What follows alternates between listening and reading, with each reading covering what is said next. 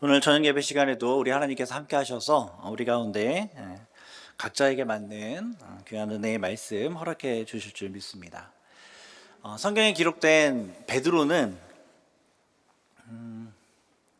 지적이지 않습니다.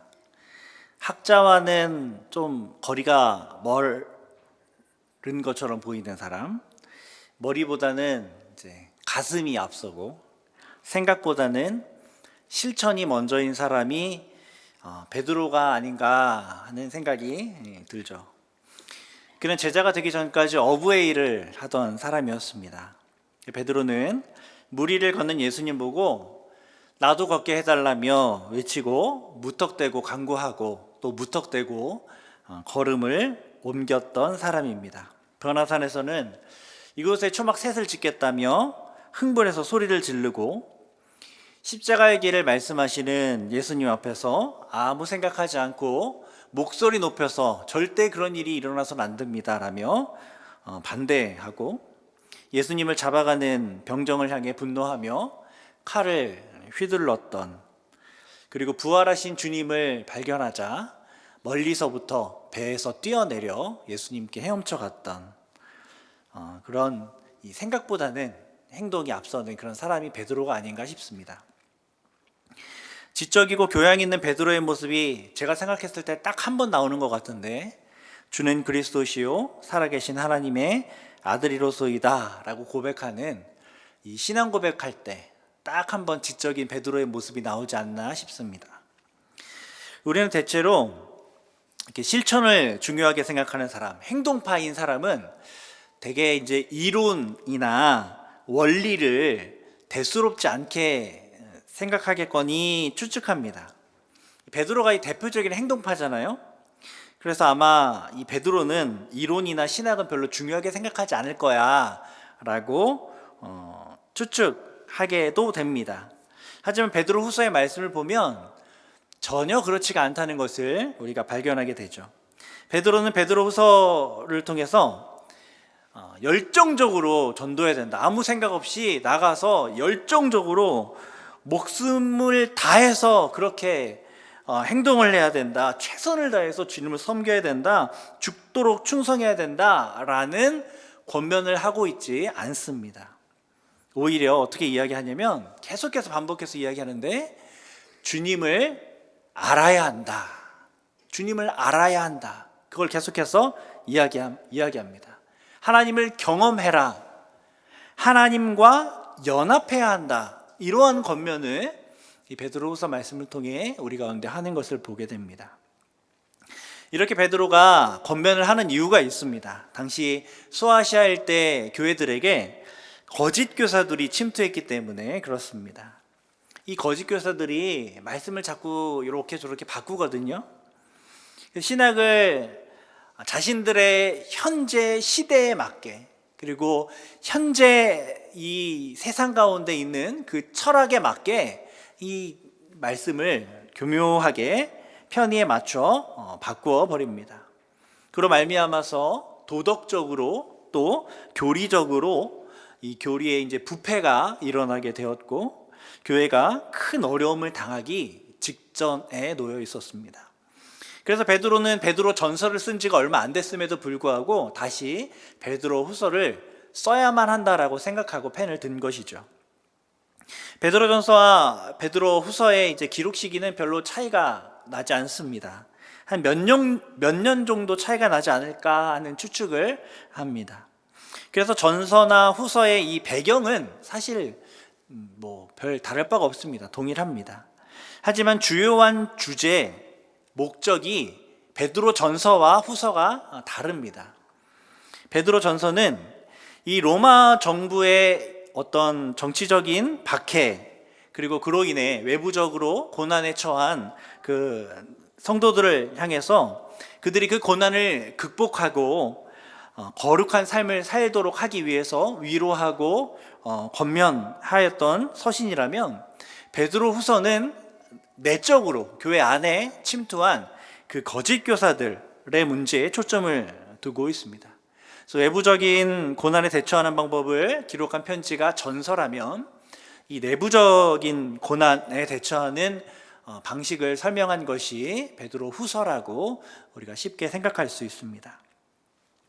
그래서 당시 소아시아 일대 교회에 들어온 거짓 교사들은 이 도덕적으로 심히 부패한 교리를 이제 가르치게 되었는데, 이들이 이제 주로 접근했던 사람들이 믿음이 굳세지 못한 초신자들을 이들이 주요 표적으로 삼아서 뭐라고 이야기를 했냐면, 육체적 쾌락에 그리고 정욕에 빠져들어도 된다. 너희들은 자유하니 그러한 쾌락에 빠져들어도 된다라고 가르쳤습니다.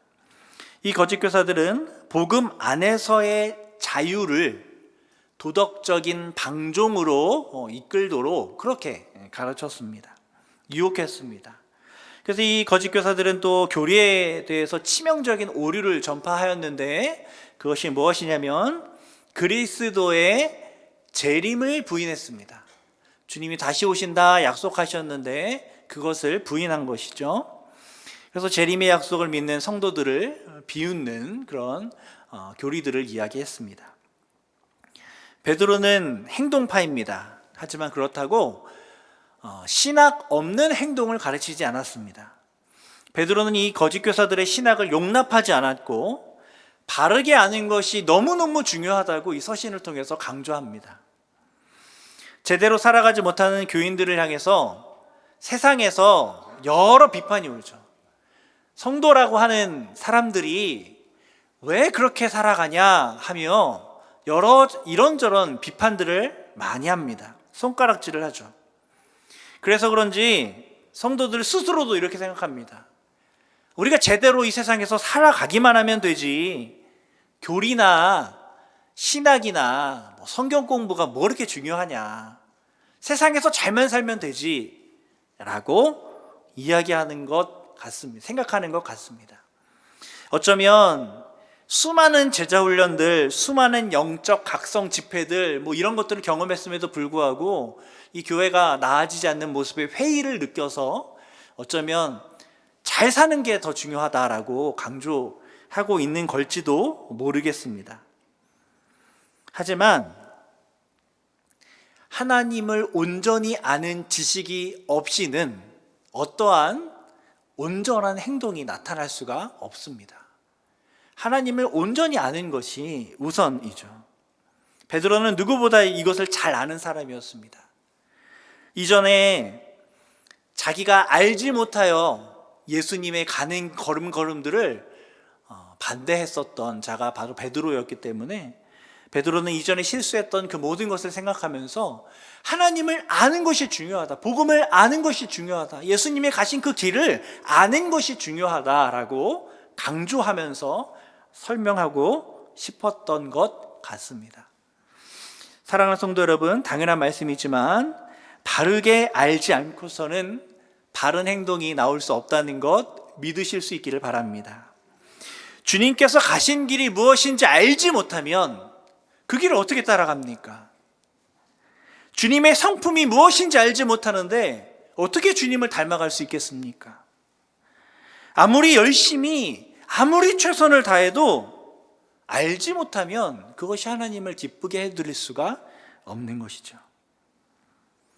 말씀을 통해서 하나님을 아는 것이 너무너무 중요합니다. 하나님을 더 깊이 경험하고 어제보다 더 깊이 경험하는 것, 그것이 너무너무 중요합니다. 하나님과 날마다 더 친밀하게 연합하는 것이 너무너무 중요합니다. 그것이 기초가 돼야 우리가 제대로 잘 살아갈 수 있는 것이죠.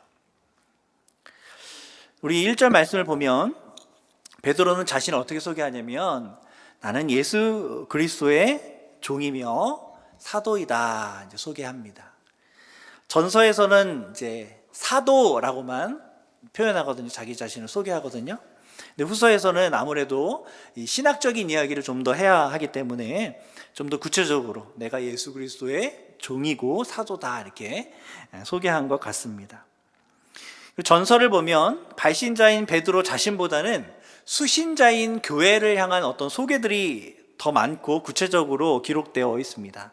각지에 흩어져 있는 교회들, 하나님의 부르심을 받은 교회들에게 편지한다 이러면서 이제 소개를 하죠. 아마도 이제 고난 앞에 있는 그 성도들을 위로하기 위해서 너희들이 어떠한 존재인지 아냐 라면서 이렇게 위로해 주려고 이렇게 시작한 것 같습니다. 그런데 후서에서는 하나님과 구주 예수 그리스도의 의를 힘입어 동일하게 보배로운 믿음을 우리와 함께 받은 자들이다 라고 소개하고 있습니다. 동일한 믿음을 함께 받은 자다라는 것을 강조해서 지금 얘기하고 있는 것이죠. 거짓 교사들은 시대 정신과 철학들과 자신들의 가치관에 따라서 이 변질을 계속 시도합니다. 믿음을 변질시키려고 합니다. 자신들의 도덕적 부패를 가리기 위해서 다른 사람들도 이 변질된 믿음으로 초청합니다. 그런 거짓 교사들의 유혹 앞에 있는 교회를 향해서 베드로가 무엇을 강조하냐면 너희들과 나는 동일한 믿음을 가진 사람이다. 우리의 가진 믿음이 중요하다. 그래서 동일한 믿음이 있어야 우리가 한 교회다 라는 것을 강조하고 있는 것이죠. 시기나 장소나 연령이나 믿음의 연수, 학식의 유무 상관없이 동일한 믿음이 중요하다는 겁니다. 동일한 믿음, 변하지 않는 그 동일한 믿음, 그것이 있어야 우리가 교회다라고 얘기하는 것이죠. 사랑하는 성도 여러분, 교회는 주는 그리스도시요 살아계신 하나님의 아들이심을 믿는 사도들의 이 정통신학을 지켜야 할 의무가 있다는 걸 믿으시길 바랍니다. 시대에 따라서, 가치관에 따라서, 철학에 따라서, 편의에 따라서 변하는 신앙이 아니라 초대교회로부터 이어져 내려왔던 그 정통신학을 우리는 지켜야 할 그런 사명이 우리 가운데 있습니다. 오늘날 교회가 세상으로부터 변화를 요구받죠. 변화를 요구받습니다. 교회가 바뀌어야 된다. 손가락질합니다. 혹 우리 안에 있는 어떤 부도덕한 모습들, 연약한 모습들, 교회의 세속적인 모습들, 이런저런 연약한 모습들이 변화되어야 할 필요가 있습니다. 하지만 우리의 신앙은, 우리가 가지고 있는 이 진리는 결코 변질되어서는 안 됩니다. 수많은 종교단체에서 기독교와 손을 잡으려고 하죠. 우리도 너희를 인정할 테니 너희도 우리를 인정해 다오. 그러나 우리 교단은 종교단체가 내민 유혹의 손길을 뿌리치고 있습니다. 그것을 보면서 세상은 또 말하죠. 너희들은 왜 그렇게 배타적이냐? 다른 종교는 다 이렇게 문을 열고 이제 화합하려고 하는데 너희들은 왜 화합하지 않으려고 하느냐? 왜 그렇게 이기적이냐 하며 때때로 조롱하기도 합니다. 하지만 변질된 화합보다는 진리를 수호하는 분리가 더 성경적입니다. 오직 그리스도를 통한 길 외에는 진리가 아니라는 우리의 신앙은 결코 양보되어서는 안 됩니다. 그것이 우리의 믿음이죠. 사랑하는 성도 여러분, 진리의 믿음을 지켜내실 수 있기를 소원합니다. 세상으로부터, 환경으로부터, 사람들로부터, 새로운 이념으로부터, 정치로부터, 돈으로부터 우리의 이 진리의 신앙을 잘 지켜내실 수 있기를 소원합니다. 우리가 어떻게 지킬 수 있습니까? 우리가 알아야 지키죠. 말씀을 알아야, 하나님을 알아야, 우리가 가지고 있는 진리가 무엇인지 알아야 우리가 그것을 지키고 우리 다음 세대들에게 심어줄 수 있을 것입니다. 이어서 베드로는 하나님과 우리 주 예수를 알므로, 이 알므로부터 시작되어 은혜와 평강이 너희에게 더욱 많을지어다 라고 말씀합니다. 이제 여기서 알므로라고 해당되는 단어가 에피그노시스라는 단어거든요. 일반적 지식을 뜻하는 그노시스라는 단어에 강조된 표현입니다. 에피그노시스. 진정한 지식, 참된 지식, 온전한 지식, 철저한 지식, 이런 것을 의미합니다. 이 그노시스와 에피그노시스의 차이를 보여주는 말씀이 이 고린도전서 13장 12절의 말씀이거든요. 고린도전서 13장 12절을 보면 이렇게 기록되어 있습니다. 우리가 지금은 거울로 보는 것 같이 희미하나 그때는 얼굴과 얼굴을 대하여 볼 것이요 지금은 내가 부분적으로 아나 그때에는 주께서 나를 아신 것 같이 내가 온전히 알리라 말씀하죠. 여기서 부분적으로 아나가 그노시스고 온전히 알리라가 에피그노시스입니다. 그러니까 이 그노시스와 다른 온전한 알미 바로 지금 여기에 사용되어 지금 베드로 후서에 사용되어 있던 이 알무로라는 이제 단어에 사용된 단어입니다. 우리가 하나님의 은혜와 평강을 풍성하게 누리기 위해서는 온전히 알아야 된다는 것이죠.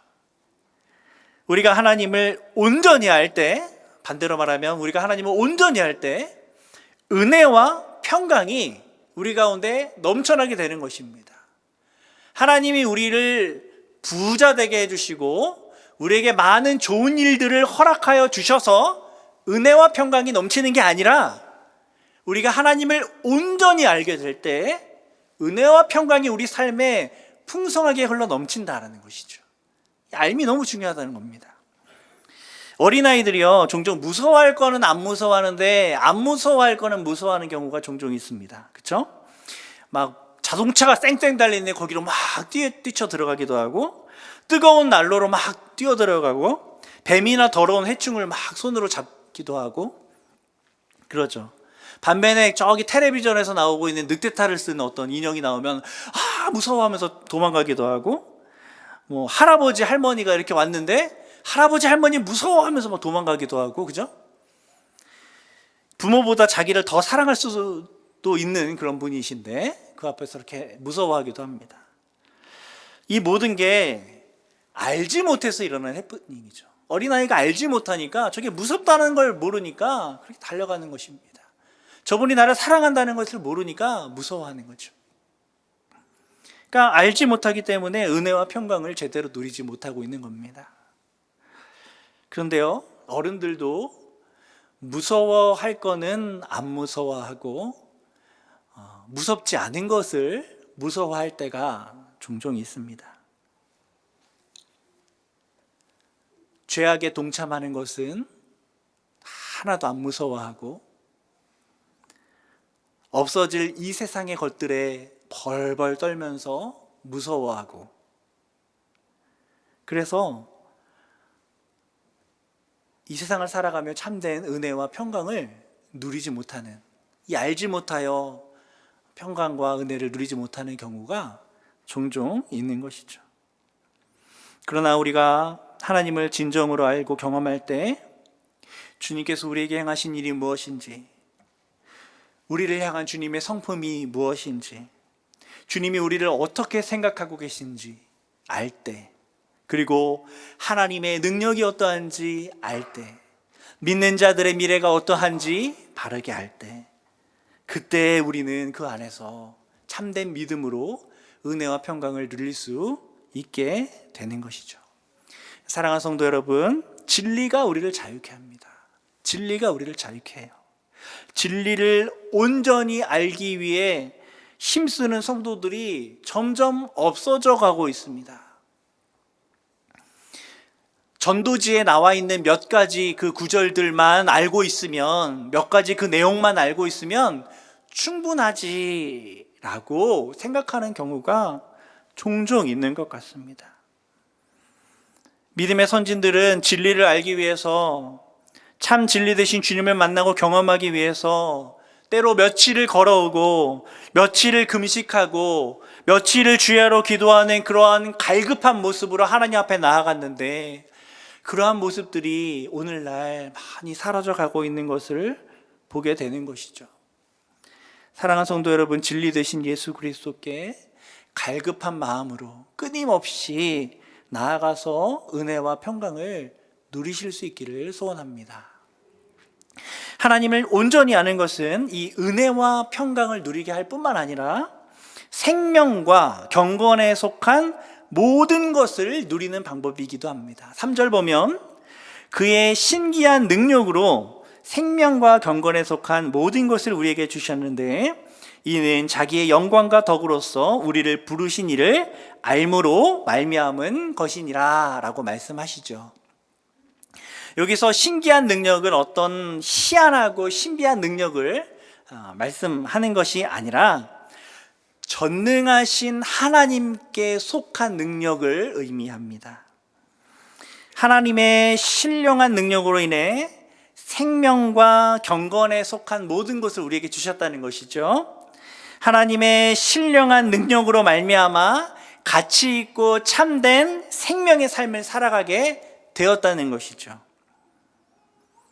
그런데 그 참된 생명의 삶, 참된 경건의 삶은 우리를 부르신 이 곧 하나님을 아는 것으로 말미암은 것입니다. 우리가 하나님을 알 때 참된 생명의 삶을 살 수 있고 하나님께 영광을 돌리는 참된 경건의 삶을 살 수 있다는 것입니다. 기독교 역사상 성경 다음으로 많은 영향을 미쳤다라는 책이 이 칼빈의 기독교 강요를 꼽고 있습니다. 칼빈의 기독교 강요 1장 제일 처음에 보면 시작하면서 나를 알기 위해서는 하나님을 알아야 한다라고 기록합니다. 보통 사람들은 자기를 알기 위해서 자기 자신을 돌아보면서 깊이 성찰하죠. 하지만 칼빈은 타락한 우리들의 원래 형상인 하나님을 알아야 나 자신을 알 수 있다는 거예요. 타락한 우리의 형상은 원래의 모습을 찾아볼 수 없을 정도로 부패되고 오염되었기 때문에 우리의 형상만 아무리 들여다본다고 해서 우리를 찾을 수 있는 것이 아니라 우리의 원형인 그 하나님을 알아야 우리를 참되게 알 수 있다, 이렇게 이야기하는 거예요. 그렇기 때문에 나를 알기 위해선 나다운 삶을 살고 생명의 삶을 살기 위해서는 반드시 하나님을 온전히 알아야 한다라고 말하는 것입니다. 경건한 삶을 살기 위해서 마찬가지입니다. 나다운 삶을 살기 위해서도 하나님을 알아야 하지만 경건한 삶을 살기 위해서도 하나님을 알아야 합니다. 경건하다는 말은 올바르게 예배하다라는 뜻이거든요. 올바르게 예배하려면 하나님을 알아야 올바르게 예배 드리는 것이죠. 그래서 하나님을 아는 지식, 우리의 삶을 위해서도 하나님을 아는 지식이 너무 중요하다는 것이죠. 이것이 끝이 아닙니다. 하나님 아는 것은 4절 보면 정욕 때문에 세상에서 썩어질 것을 피하여 신성한 성품에 참여하는 자가 되게 한다라고 기록하고 있습니다. 참 놀라운 말씀입니다. 하나님을 아는 것을 통해 정욕을 이길 수 있고 세상에 썩어질 것을 피할 수 있다고 말씀하는 것입니다. 그리고 그뿐 아니라 하나님의 성품에 참여하게 된다고 말씀하는 것이죠. 뭘 통해서? 하나님을 아는 것을 통해서. 하나님과 같이 온전하고 또 하나님처럼 그렇게 사랑할 수 있는 그러한 완전한 존재가 된다라고 말씀하는 것입니다. 원래 하나님은 창조 때부터 우리를 그렇게 온전하게 만드셨습니다. 우리를 하나님의 형상에 따라 만드셨죠. 네, 하나님 형상에 따라 만들어진 우리가 이제 하나님과 지속적이고 깊은 교제를 통해 완전해지는 일들만 남아 있는 것이죠.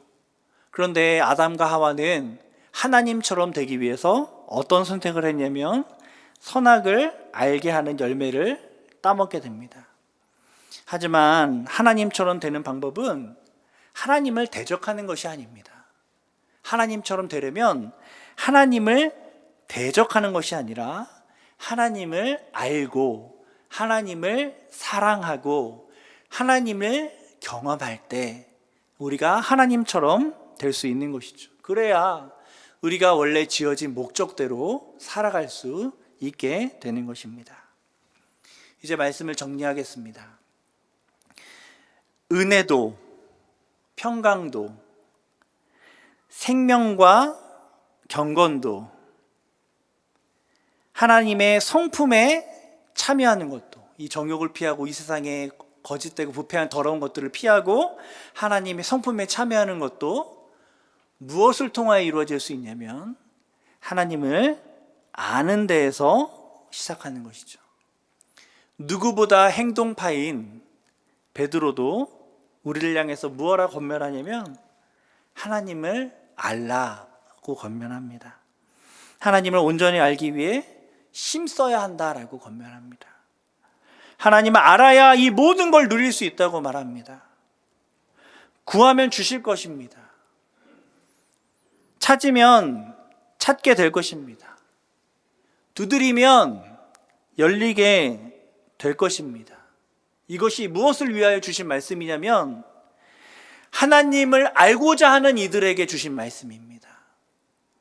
하나님을 알고자 하면 알게 될 것입니다. 주님을 경험하고자 하면 경험하게 될 것입니다.